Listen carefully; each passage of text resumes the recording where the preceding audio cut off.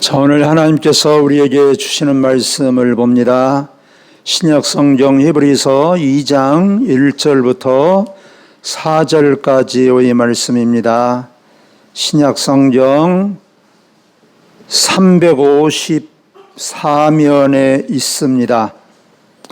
354면 앞에 영상을 보셔도 됩니다. 제가 하나님의 말씀을 받들어 읽습니다.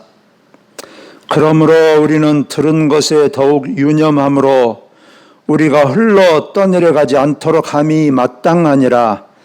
천사들을 통하여 하신 말씀이 견고하게 되어 모든 범죄함과 순종하지 아니함이 공정한 보응을 받았거든. 우리가 이같이 큰 구원을 등한히 여기면 어찌 그 보응을 피하리요? 이 구원은 처음에 주로 말씀하신 바요 들은 자들이 우리에게 확증한 바니 하나님도 표적들과 기사들과 여러 가지 능력과 및 자기의 뜻을 따라 성령이 나누어 주신 것으로서 그들과 함께 증언하셨느니라. 아멘.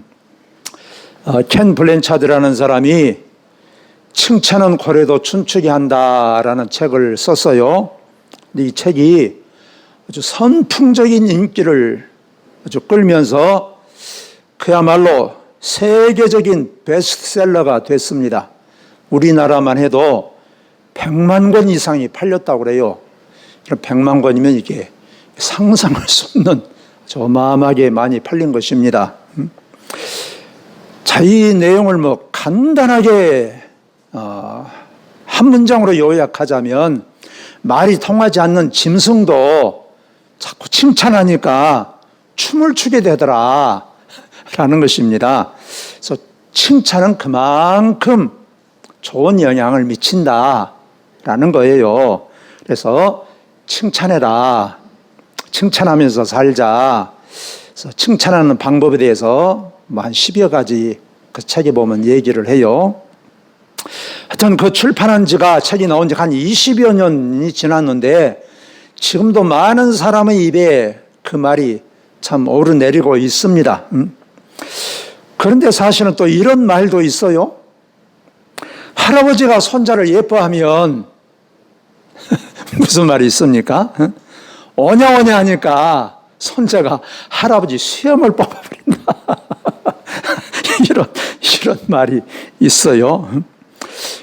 사랑을 받으면 예뻐하면 감사할 줄 알아야 되는데 자꾸 선을 넘고 방종한다, 방탕한다 이런 뜻이겠지요. 또 어찌됐든 간에 사람이 어려서 이 부모들에게나 충분한 칭찬과 지지와 격려를 받고 자라면 사람들이 자신감이 생기고 안정감이 생기고 자존감이 높아지고 그래서 사람들과의 사회생활도 잘하고 행복하게 산다고 하는 것이 심리학자들의 가르침입니다. 이 교육학자들의. 그래서 우리가 참 어려서 우리가 칭찬과 격려와 지지를 받는 것이 참 꼭 필요하다라고 하는 거예요. 그런데 반면에 칭찬을 받지 못하고 계속해서 꾸중을 듣고 지적을 당하고 책망을 듣고 그러면 사람이 어떻게 됩니까? 주눅이 들지요. 열등감이 생기지요. 그럼 제대로 이게 길을 못 펴고 살지요. 참 목회를 하다 보면 참 이런저런 사람들을 만나요. 참 그런 사람들을 만나서 계속 참 사람이 괜찮은데 항상 우울하고 이런 사람을 볼 때가 있어요. 그러면 그 어린 시절이 참 문제가 된 것을 참 보게 됩니다. 그러면 참 환경이 좋아도 계속 열등감을 느끼고 정상적으로 제대로 사회생활을 못하는 사람들을 우리가 봐요. 그래서 우리가 어렸을 때 이렇게 칭찬과 지지와 격려를 받는 것이 꼭 필요하다라고 하는데 그러나 또한 그것만이 전부가 아니라 점점 사람이 자라면 자랄수록 사람에게 칭찬만 받을 수는 없잖아요.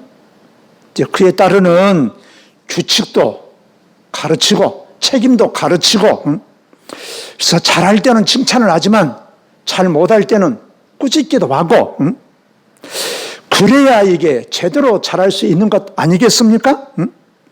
칭찬만 하면 사람이 오만불손해진다라고 하는 거지요. 자, 오늘 우리가 히브리서를 읽었습니다. 왜 제가 이렇게 장황하게 참 히브리서를 오늘 하나님의 말씀을 읽었는데 제가 이 얘기를 하느냐? 이 히브리서를 읽었는데 히브리서는 믿지 않는 사람들에게 복음을 전하기 위해서, 전도하기 위해서 쓰여진 책이 아니에요. 이미 예수님을 믿고 있어요. 믿고 있는데 더 잘 믿게 하기 위해서 권면하고, 때로는 너희들 그렇게 믿으면 망한다? 경고하는 거예요. 칭찬이 아니라 경고하고 교훈하고 교육하고, 이게 히브리서입니다. 그래서 계속 칭찬과 격려와 지지만 하는 게 아니란 말이에요. 따끔하게 얘기를 하는 것이 바로 히브리서의 전체적인 내용입니다. 그러니까 초신자가 아니기 때문에 칭찬과 격려와 지지만 있는 게 아니다라는 거예요. 히브리서를 우리가 읽었는데 히브리 우리가 히브리라는 말을 우리가 신앙 안에서 많이 자주 듣지 않습니까? 히브리라는 말이 무슨 말이냐? 강을 건넜다, 이런 뜻이에요. 히브리라는 말이 무슨 뜻이라고요? 강을 건넜다. 그럼 히브리인 하면 무슨 뜻이겠습니까? 강을 건넌 사람. 히브리인들 하면 강을 건넌 사람들, 이런 뜻이에요. 아브라함을 하나님께서 갈대아 우리에 살 때 부르셨지요. 하나님께서 약속하신 지시한 땅에 왔지요. 갈대아 땅으로 저희 가나안 땅으로 왔습니다. 갈대아 우르에서 가나안 땅으로 오려고 하면 유프라테스 강을, 티그리스 강을 건너야 돼요. 그래서 강을 건넜다, 그런 뜻이에요. 그래서 다른 족속들이, 다른 민족들이 아브라함의 자손들을 보면서 저 사람들은 히브리 사람들이다 그랬어요. 강을 건넌 사람들이다, 그 말이에요. 그러니까 강을 건넜다, 이 말은 실제적으로 강을 건넜다라는 뜻이죠.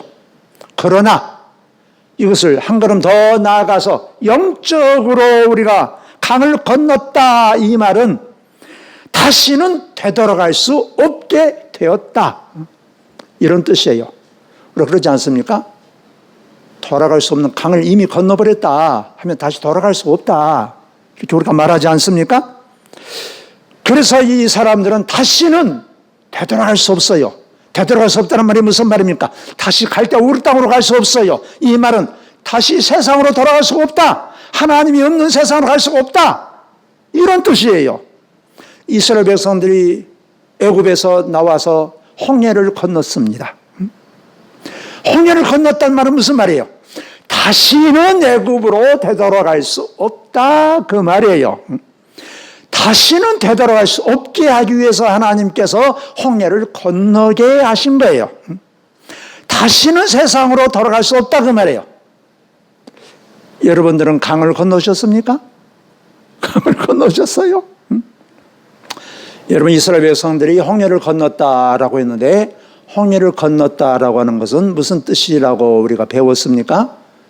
홍해라고 하는 것은 세례를 받았다, 이런 뜻이라고 했지요. 세례를 받았다, 우리가 물속에 들어갔다 나오는 것 아닙니까? 우리 고린도전서 10장에서 우리에게 그것을 가르쳐 주지 않습니까? 세례라고 하는 것은 무슨 뜻이라고 그랬습니까? 옛날 나는 물속에 이미 물속에서 죽어버렸다, 그 말이에요. 물속에서 죽어버리고 물속에서 다시 나왔는데 이제는 옛날 나로 사는 게 아니고 예수님의 사람으로 산다, 할렐루야, 이런 뜻이다, 그 말이에요. 그러니까 세례를 받았으면서도 옛날 그런 마음, 옛날 그런 가치관, 옛날 그런 습성으로 사는 사람은 세례를 받은 사람이다, 안 받은 사람이다? 세례를 설령 받았을지라도 세례를 받은 사람이 아니다, 그 말이에요. 이것은 여러분들 스스로 가슴에 손 얹고 여러분들을 점검해 보시면 되는 거예요.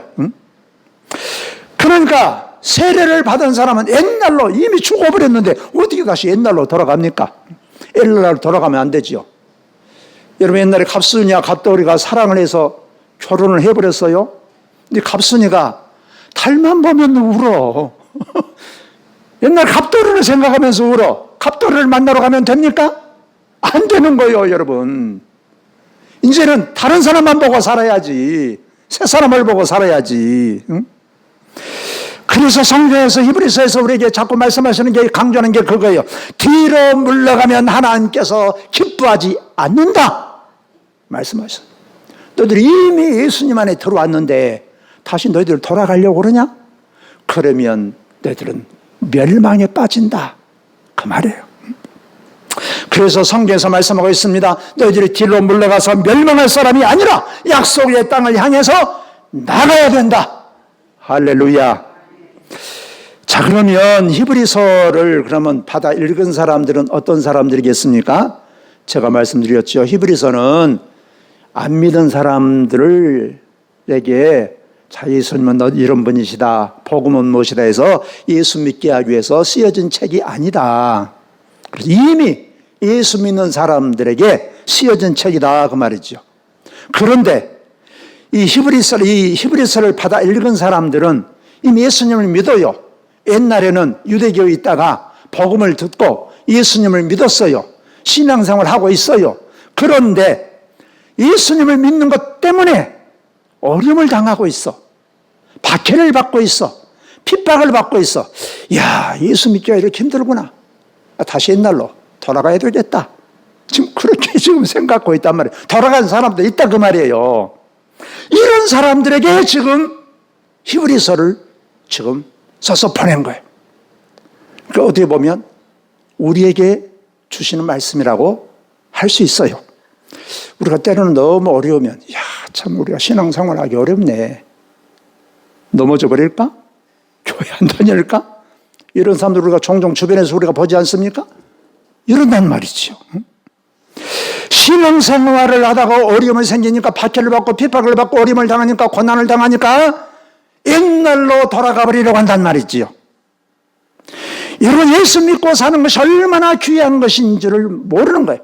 예수님이 얼마나 귀한 것인지를 모르는 거예요. 주 예수보다도 귀한 것은 없네. 할렐루야. 예수님이 얼마나 귀한지를 모르니까 엿바꿔 먹으려고 한다니까. 어려움을 당하니까. 여러분 예수님은 신앙의 어떤 것과도 세상의 어떤 것과도 바꿀 수 없이 귀한 것이단 말이에요. 근데 어려움이 있다고 해서 힘들다고 해서 박해를 당한다고 해서 신앙생활에서 넘어져 버리면 어떻게 되냐? 지금 이것입니다. 마치 에서가 사냥을 하고 돌아오다가 배가 너무 고팠어요. 그런데 동생이 팥죽을 끓이고 있단 말이죠. 그러니까 야곱이 그 틈을 타서 야, 장작을 내게 팔아라. 그러면 내가 주겠다. 그래 에서가 뭐라고 그럽니까? 야, 배고파 이거 죽을 적에 이게 장작권이 뭔 소용이 있냐? 그래 너나 가져라. 개나 줘버려라. 이런 식이었단 말이지요. 그래서 장작권을 그냥 팔아먹어버렸어요. 이런 것과 같은 거예요 지금. 예수님께서 십자가에서 피를 흘려 죽으시고 하나님께로 나가는 길을 우리에게 열어주셨어요. 마귀의 종된 우리를 하나님의 자녀로 삼아주셨어요. 당당한 하나님의 아들로 하나님의 자녀로 우리를 삼아주셨는데 당장에 힘들고 고통스럽다고 해서 하나님의 은혜를 짓밟고 예수님의 피를 부정하고 성령을 욕되게 하고 우리가 다시 세상으로 돌아가 버린다고 하면 이것은 그야말로 얼마나 하나님께서 보시기에 안타까운 일이냐 그 말이에요. 우리가 사람으로 치자면 이 가슴을 칠 일이지요. 믿지 않는 사람들의 입장에서 보자면 야, 참 예수 믿으면 참 천국에 간단다. 천당에 간다. 여러분 천당에 가는 것보다도 귀한 것이 뭐가 있겠습니까? 더 귀한 게 없지요. 여러분, 우리가 신앙생활 하면서 죽을 때 우리가 편안하게 죽을 수 있다면 얼마나 좋겠습니까? 아마 이제 여기 계신 분들, 많으신 분들이 그런 기도를 하실 거예요. 죽을 때 참 큰 고생, 큰 고통 안 받고 죽어야 되는데, 양론에 가지 않고 참 편안하게 죽어야 되는데, 아마 그런 생각을 하시면서 아마 기도하시는 분들이 있을 거예요. 여러분, 그러면 우리가 좋지요. 그러나 그것만이 우리의 삶의 목표가 되어서는 안 된다, 그 말이에요. 하나님의 입장에서는 그렇게만 생각하면 하나님의 입장에서는 정말 이 가슴을 칠 일이라니까. 하나님의 입장에서는 이거 정말 이 모욕적인 것이에요. 왜 그러냐? 우리를 위해서 하나밖에 없는 아들을 희생을 하셨어요. 희생. 하나밖에 없는 아들 독생자를 우리를 위해서 주셨어. 뭐라고? 이것은 그냥 지옥 갈 사람이 천국 가기 위해서만이 아니고, 하나님이 우리에 대한 기대는 그것보다 훨씬 더 크다, 그 말이에요. 너는 내 아들이다. 너는 내 자녀다. 너는 내 후사다. 너는 내 장자다. 할렐루야.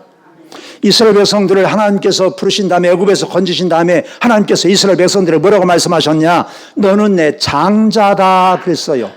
여러분, 그냥 아들하고 장자는 차이가 있어요. 큰 아들과 그냥 아들하고는 차이가 있다니까. 그렇지 않습니까? 히브리서에서 계속해서 말씀하시는 게 그거예요. 너는 내 장자다. 맏아들이다. 맏아들답게 살아라. 그거예요. 그래서 히브리서에서 보면 과거에 이스라엘 백성들을 통해서 교훈하고 계세요. 이스라엘 백성들이 약속의 땅에 들어가지 못한 이유가 있다 이거예요. 그것을 히브리서 3장 17절부터 19절에서 이렇게 말씀하고 있습니다. 제가 한번 읽어드리겠습니다. 또 하나님이 40년 동안 누구에게 노하셨느냐? 그들의 시체가 광야에 엎드러진 범죄한 자에게가 아니냐? 또 하나님이 누구에게 맹세하사 그의 안식에 들어오지 못하게 하리라 하셨느냐? 곧 순종하니 아지하던 자들에게가 아니냐? 이로 보건대 그들이 믿지 아니함으로 능히 들어가지 못한 것이다. 가나안 땅에, 안식의 땅에 들어가지 못하고 광야에서 다 죽은 이유가 있는데, 그것이 무엇이냐? 하나님을 믿지 못했다 그 말이에요. 하나님을 불신했어요. 그리고 하나님의 말씀에 불순종했어요. 그러니까 이스라엘 백성들이 애굽에서 나와서 광야 생활하면서도 그들은 당장 힘들고 환경이 어려우면 그들이 보인 반응이 무엇이었습니까? 불평이야, 불평. 원망이야. 그리고 좀 심하면 그냥 다시 그냥 애굽으로 돌아가자. 되돌아갈 수 없는데 다시 돌아가자 한단 말이에요. 그런 눈에 보이는 환경에 따라서 마음이 뿌리 없는 나무처럼 계속 흔들려. 조금만 흔들리면 야 이거 교회 다니기 싫으네 마네 무엇이 어쩌네 불평 불만이 가득해. 여러분 또 이런 분이 여기 없으신 줄 알고 있지만 내 마음에 안 들면 다 싫어. 여러분 이스라엘 백성들 어땠습니까? 마실 것을 주면 춤추고 그냥 뭐 메추라기 줄 때는 춤추고 홍해가 갈라질 때는 춤추고 찬송하고 그러지만 그러나 목마르고 그들은 먹을 것이 없고 그러면 계속해서 그들이 반응한 것은 불평과 원망, 바로 그것이었어요. 바로 불신앙과 불순종. 바로 그것 때문에 망했다 이거예요. 여러분 믿음이 중요합니다. 자, 한번 따라서 하십시다. 믿음이 중요하다. 믿음이 중요하다. 한 번 더. 믿음이 중요하다. 믿음이 중요해요. 믿음이 없이는 안 돼요, 여러분. 이스라엘 백성들은 못 믿어서 안 됐다니까. 안 믿어서. 근데 그 믿음은 어떤 믿음이냐? 그 말이에요. 스스로를 믿는 것이냐? 그게 아니요. 그건 자기 확신이지요. 신앙과 달라요. 신념입니다, 신념. 무슨 인본주의예요. 여러분 환경에 의해서 흔들리는 것은 믿음이 아니요. 환경에 의해서, 눈에 보이는 것에 의해서 마음이 왔다 갔다 하는 것은 믿음이 아니란 말이에요, 여러분. 믿음은 어떤 것이냐? 하나님의 약속을 믿는 것이다. 믿음. 믿음은 무엇이라고요? 하나님의 약속을 믿는 것이다. 이게 믿음이에요.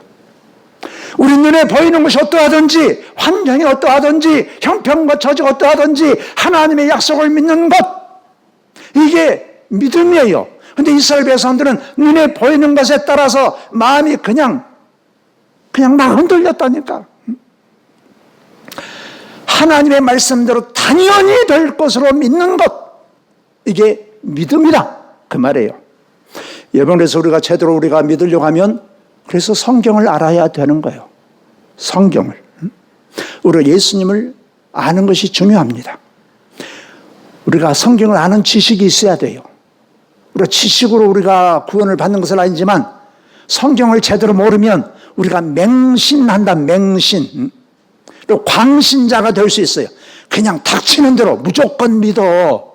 여러분, 이것은 믿음이 아니라니까. 그러다가 이단과 사이비가 나오는 거예요, 여러분. 여러분, 모르면 안 됩니다. 알고 믿어야 돼요. 하나님께서 안 가르쳐 주는 것까지 알려고 하는 것은 이건 문제가 있어요. 그러나 가르쳐 줬는데도 우리가 노력하지 않아서 모르면 이것은 우리 잘못이야, 여러분. 그래서 유명한 4대 성인 중에 한 분이라고 추정받는 소크라테스는 이렇게 말을 했어요. 죄가 뭐냐? 무지가 죄다. 모르는 게 죄라니까, 여러분. 알아야 돼요. 알아야. 그래서 여러분, 지식은 믿음을 자꾸 증진시키는 것입니다. 우리가 하나님의 약속을 알고 하나님의 약속을 믿고 그 약속을 믿는 것만큼 우리가 받아 누리게 되는 거예요. 여러분, 아마 다 핸드폰 갖고 계시죠? 휴대전화. 여러분, 휴대전화는 그 안에 기능이 수십 가지, 수백 가지가 있는지 모르겠어요. 저도 그 휴대전화에 아마 절반도 그 기능을 알지도 사용하지도 못해요. 겨우 그냥 몇십 가지 사용하는데, 참, 그래서 요즘에 그 젊은 사람들 휴대전화를 참 잘 사용하는 것을 보면 참 부럽기도 해요. 제가 젊은 목사들하고도 제가 가끔 만나서 제가 이런저런 얘기도 하고 공부도 하고 그러는데, 저 사람들보다 아는 것은 훨씬 더 많은 것 같아. 그런데 뭘 검색하면 금방이요. 나는 검색을 못해. 검색을, 여러분. 휴대전화 기능이 수십 가지예요. 수백 가지가 될 줄 몰라. 응? 그런데 그 기능을 모르니까 사용을 다 못해. 여러분, 몰라서 못하는 거예요. 몰라서, 여러분. 응? 그래서 여러분, 노인들을 사용하는 알뜰폰이 나온 것 아닙니까? 노인들 어차피 몇 가지밖에 전화 받고 어쩌고 밖에 모르니까 문자나 보고, 그래서 알뜰폰이 나온 거 아니에요. 여러분, 우리가 예수님에 대해서 아는 것이 중요합니다. 하나님께서 우리에게 어떤 약속을 하셨는지 우리가 성경을 알고 그 약속을 믿고 그 약속을 의지하고 살아갈 때에 우리가 그 약속대로 우리가 누리게 되는 거예요. 자, 그러면 오늘 3절에 말씀하고 있어요. 큰 구원이라는 말이 나와요. 큰 구원. 그러면 여러분, 구원은 뭐고 큰 구원은 뭐냐? 지금까지 장황하게 말씀드렸는데 이제 본론으로 들어가는 거예요. 구원은 그러면 큰 구원이라고 그랬는데, 그럼 큰 구원이 있으면 작은 구원도 있지 않겠어요? 큰 구원이 있으면 작은 구원도 있지요. 그냥 구원도 있지요. 그러면 이 히브리서에서 말하는 구원은 뭐냐? 쉽게 말하자면, 이 이야기 쉽게 말하자면 그냥 턱걸이 하는 거예요. 턱걸이. 우리가 시험을 봐도 그냥 겨우 합격한 턱걸이 합격자가 있고, 그냥 넉넉하게 합격해버린 사람이 있고, 그런 것 아니겠습니까? 예수님께서 십자가 흘리심으로 말미암아서 내 죄를 사하시고 내가 그것을 믿음으로 예수님을 구주로 나의 주님으로 내가 믿고 영접함으로 나는 하나님의 자녀가 되었습니다. 이렇게 믿는 게 구원이야, 구원. 그냥 구원이야, 구원. 히브리서에서 말하는 구원이에요. 여러분들 이것을 믿습니까? 예수님께서 십자가에서 내 모든 죄와 내 모든 문제를 다 해결하셨습니다. 이것을 믿습니까? 그러면 우리가 구원이 하나님의 자녀가 된 거야. 하나님의 자녀가 되는 명분을 우리에게 주신 거예요. 이것을 신학적인 용어로 칭의라고 해요. 칭의. 그러나 그것으로 그냥 만족하면서 신앙생활을 하는 것, 예수를 믿는다고 말은 하지만, 예수를 주님이라고 고백하지만, 그는 항상 내 마음이 앞서고 내 생각이 앞서고 내 욕심이 앞서고 형편과 처지에 따라서 이리저리 휩쓸리고 그러는 것, 여러분, 이런 것은 여러분 속된 말로 대충 믿는 거예요. 대충. 이런 것은 부끄럽고 보잘것없는 거예요. 부끄러운 구원이에요. 그래서 사도 바울이 고린도전서 3장에서 우리에게 가르쳐주고 있어요. 다 우리가 건물을 건축하는데 보석으로 건축하는 집이 있고 풀과 나무로 지은 집이 있다. 나중에 공력이 불타버리면 나무나 풀로 지은 사람은 부끄러움 가운데서 구원을 얻을 것이다. 바로 그런 거예요. 그러면 큰 구원은 무엇을 말하느냐? 이거예요. 3절에 말씀합니다. 우리가 이같이 큰 구원을 등한히 여기면 어찌 그 보응을 피하리요? 여러분, 제가 어렸을 때만 해도 결혼할 때 장남은 점수를 따고 들어갔어요. 점수를 따고. 이 말이 무슨 말씀인 줄 아시죠? 장남, 맏며느리는 점수를 따고 들어가요. 그래서 제가 아주 어렸을 때는 장남한테 결혼을 하려고 했어요. 장남한테. 근데 제가 좀 크다 보니까 이제는 장남은 별로 인기가 없어. 왜 그러냐? 부모님을 책임지고 모셔야 된다. 요즘에는 이제 장남이건 뭐 다른 아들이건 다 상속도 그냥 n분의 1을 다 똑같이 받아버려. 그러니까 장남이 인기가 없어요. 요즘. 그래, 제가 아주 어렸을 때만 해도 장남은 한 수 따고 들어간다니까. 왜 그러냐? 부모님의 그 모든 것을 다 모든 것은 아니지만 다른 자녀들보다는 특권이 있잖아요. 특권이. 여러분, 이스라엘 백성들도 그렇다니까요. 야곱이 아까도 말씀드렸지만 장자권을 받기 위해서 그야말로 큰 모험을 하지 않습니까? 목숨도 그렇단 말이에요. 여러분, 자식으로 태어났다고 해서 다 상속자가 되는 게 아닙니다. 설령 맏아들, 큰아들로 태어나서 자랐다고 할지라도 자질이 나중에 부족하면 장자권을 잃어버려요.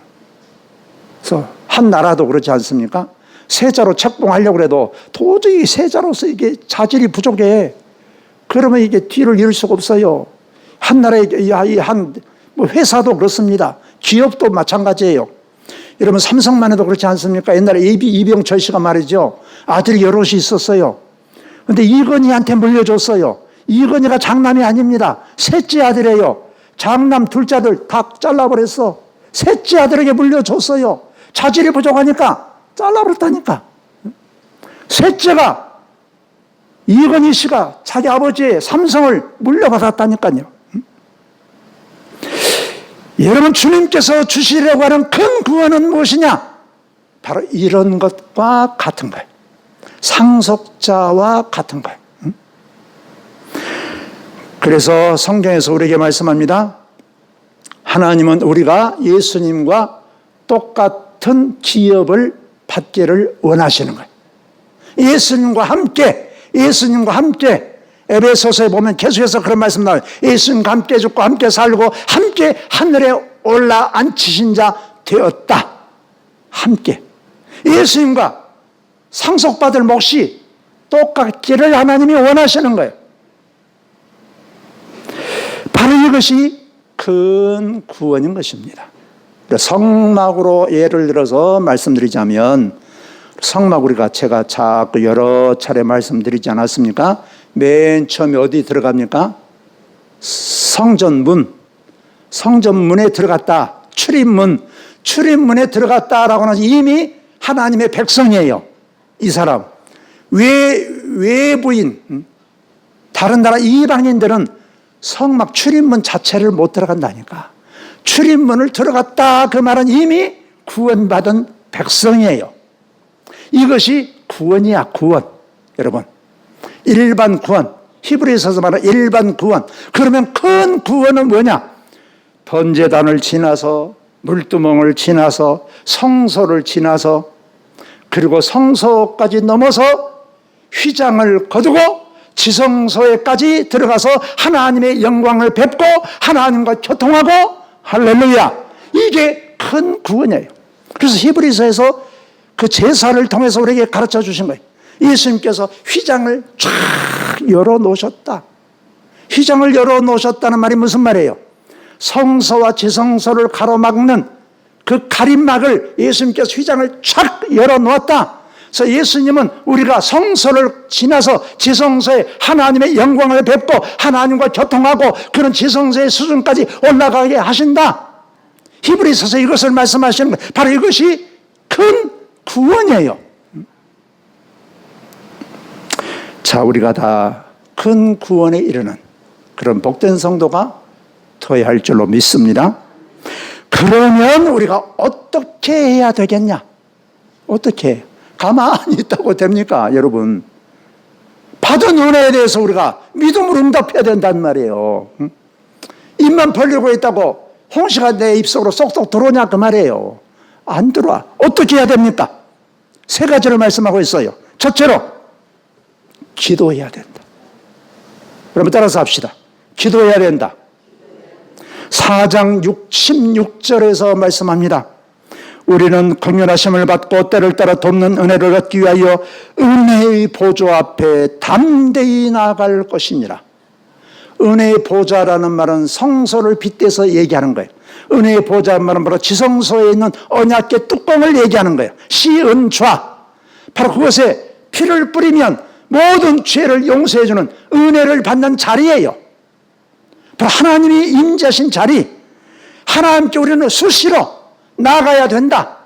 수시로 은혜에 우리가 긍휼하심을 받고 때를 따라 돕는 은혜를 얻기 위하여 은혜의 보좌 앞에 담대히 나아갈 것이니라. 수시로 항상 하나님께 나가야 된다. 무엇으로? 기도로. 할렐루야. 기도해야 된단 말이에요. 기도는 해도 되고 안 해도 되고, 시간 있으면 하고 시간 없으면 안 하고, 그게 아니라니까.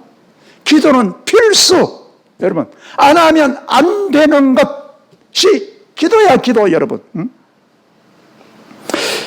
여러분, 유대인들은 하루에 3번씩 뭐 했을까요? 기도했다. 기도. 하루에 3번씩 성구에 넣은 작은 상자인 테필린을 펴놓고 유대인들은 3번씩 기도했어요. 오후 3시에 기도 시간은 뭐 딱 정해진 것이고, 여러분, 유대인들은 알지만 이슬람들 있지 않습니까? 이슬람들 저 중동 지역에 이슬람들은, 그 회교도들은 하루에 몇 번씩 기도한 줄 아십니까? 몇 번이라고요? 5번씩. 음으로 5번씩 기도해요, 여러분. 그런데 여러분, 우리가 뭐 기도 횟수가 뭐 결정적인 역할을 하는 건 아니지만, 그럼 우리가 여러분 하루에 2번은 해야지. 수시로 우리가 무시로 해야 되지만 하루에 2번은 해야지. 언제요? 언제 할까요? 아침 저녁으로는 해야지. 여러분, 그것도 못하면 예수 믿는 사람들이 제대로 아니지. 대충 믿는 사람이지. 대충 구원받지. 턱걸이 할지 안 할지도 모르지요. 2번째로 예배에 충실해야 돼. 따라서 합시다. 예배에 충실하자. 10장 25절에서 이렇게 가르쳐주고 있어요. 모이기를 피하는 어떤 사람들의 습관과도 같이 하지 말고 오직 권하여 그날이 가까움을 볼수록 더욱 그리하자. 여러분, 예배의 중요성은 더 이상 말하면 잔소리예요, 잔소리. 근데 사실은 잔소리가 가장 필요한 말이에요. 가장 필요한 말이 필요하니까 자꾸 말하는 거예요. 그러다 보니까 잔소리처럼 들리는 거예요, 여러분. 예배에 정성을 들여야 돼요. 세상에 예배보다 중요한 것은 없어요. 하나님을 만나는 것보다 더 중요한 것은 없어요. 미리 와서 준비하고 빠짐없이 공예배를 드려야 돼. 예배도 제대로 못 드리면서 무슨 신앙생활을 제대로 합니까? 안 되는 거지. 마지막으로 예수님을 따라야 돼요. 자, 따라서 합시다. 예수님을 따라가자. 12장 2절에서 말씀합니다. 믿음의 주요 또 온전하게 하신 이인 예수를 바라보자 그랬어요. 우리 이것만 생각하면 우리가 제대로 올바른 해석을 못할 수 있어요. 예수님을 바라보자 했으니까 예수님 보기만 하면 되겠네? 십자가를 보기만 하면 되겠네? 라고 생각하는데, 여러분, 믿음의 주요라고 하는 이 주요는 우리가 복음서에서 말하는 아도니스가 아니에요. 다시 말하면 바로 우리의 주님, 어른, 왕 이런 뜻이 아니에요. 그런 뜻이 아니고 여기서 말하는 믿음의 주요라고 하는 말은 아르케곤이란 말이에요. 아르케곤 이 히브리서에 보면 아르케곤이라고 히브리서 12장 2절에 보면 아르케곤이라고 써 있어요. 근데 아르케고스 말이죠. 그러면 아르케고스라는 말인데 이 말은 무슨 뜻이냐 하면 배가 저기 이렇게 돌아다가 배가 무슨 무엇에 부딪혀가지고 침몰돼 버렸어요. 근데 육지가 좀 멀어. 땅이 먼데 헤엄쳐 갈 수가 없어요. 그럼 이제 죽게 됐어. 그럼 그 중에 헤엄을 잘 치는 사람이 있어. 그럼 밧줄을 딱 몸에 걸고 육지를 향해서 수영해서 가는 거예요. 수영해서 가가지고 밧줄을 쫙. 그럼 그 뒤에 사람은 어떻게 하면 됩니까? 밧줄만 붙잡고 그 사람 따라가면 돼. 따라가. 바로 여기서 말하는 믿음의 주라고 하는 말은 바로 그런 뜻이에요. 앞서가신 예수님, 우리의 선봉장이 되신 예수님을 따라가자. 할렐루야. 앞서가신 주를 따라갑시다. 그 뜻이에요. 예수님께서 가신 그 길, 예수님께서 하신 말씀, 예수님께서 하신 것 그대로 따라가자 그 말이에요. 이 말은 무슨 뜻일까요? 순종하자 그 말이에요. 예수님 하신 것을 그대로 따라가다 보면 어디까지 가냐? 휘장을 열어놓고 지성소에까지 다시 가게 된다 그 말이에요. 그래서 성경에서 말씀하고 있습니다. 12장 2절을 끝까지 읽으면 뭐라고 써져 있느냐? 믿음의 주요 또 온전하신 이인 예수를 바라보자. 그는 그 앞에 있는 기쁨을 위하여 십자가를 참으사 부끄러움을 개치 아니하시더니 하나님 보좌 우편에 앉으셨다. 하나님 보좌 우편이라면 하나님 항상 오른쪽에만 계신다 그런 뜻이 아니에요. 오른쪽이란 말은 가장 힘 있는 자리, 가장 좋은 자리, 하나님 옆자리. 예수님은 바로 그 자리에 계신다 그 말이에요. 그래서 우리도 예수님을 따라가면 예수님과 함께 예수님의 자리가 누구의 자리? 예수님을 따라가는 사람의 자리. 할렐루야. 예수님을 끝까지 따라가는 사람의 자리. 그래서 성경에서 히브리서에서 말씀하시는 거예요. 뒤로 물러가는 자를 내가 기뻐하지 아니하리라. 뒤로 물러가서 너희들이 멸망에 빠질 사람이 아니요. 그래서 38구절에 보면 이렇게 말씀합니다. 나의 의인은 믿음으로 말미암아 살리라. 또한 뒤로 물러가면 내 마음이 그를 기뻐하지 아니하리라 하셨느니라. 우리는 뒤로 물러가 멸망할 자가 아니요 오직 영혼을 구원함에 이르는 믿음을 가진 자니라. 주저앉아 있으면 뒤로 돌아가면 망한다 그 말이에요. 하나님이 그런 사람을 기뻐하지 않는다 그 말이에요. 옛날에 열심히 신앙생활 했는데 나이가 들수록 자꾸 주춤 대충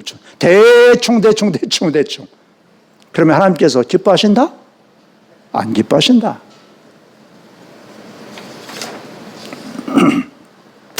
하나님은 우리가 하나님의 상속자가 되기를 원하십니다. 하나님은 우리가 하나님의 기업을 주님과 함께 받기를 원하세요. 그런 사람이 되기를 원하세요. 큰 구원에 이르기를 원하시는 것입니다. 오늘 2025년 첫 번째 주일을 우리가 지키면서 예배를 드리면서 올 한 해 그런 마음으로 그런 목표를 가지고 우리가 계속해서 큰 구원을 우리가 바라보고 꾸준히 기도하고 우리가 예배드리고 주님을 끝까지 이 올해 마지막까지 주님 앞에 서는 날까지 그렇게 주님을 따르다가 우리도 주님과 더불어 하나님의 유업을 누리는 큰 구원을 받는 복된 성도들이 되시기를 주의 이름으로 축원합니다. 살아계신 우리 아버지 하나님, 주님께서 저희들에게 하나밖에 없는 독생자를 주시고 그 아들과 함께 모든 좋은 것을 주시기를 원하십니다. 그것은 우리도 주님처럼 자라고 성장하고 변화되어서 큰 구원에 이르는 우리 주님과 더불어서 하나님의 유업을 받는 그런 하나님의 사람들이 되기를 원하신다는 사실을 저희들이 알고 더욱 저희들이 믿음으로 우리 앞으로 나아가는 올 한 해 이렇게 시작해서 또 올 한 해를 마치고 주님 앞에 서는 날까지 믿음으로 살다가 주님 앞에 서는 사랑하는 모든 성도들 되게 하여 주옵소서. 예수님 이름으로 기도하옵나이다. 아멘.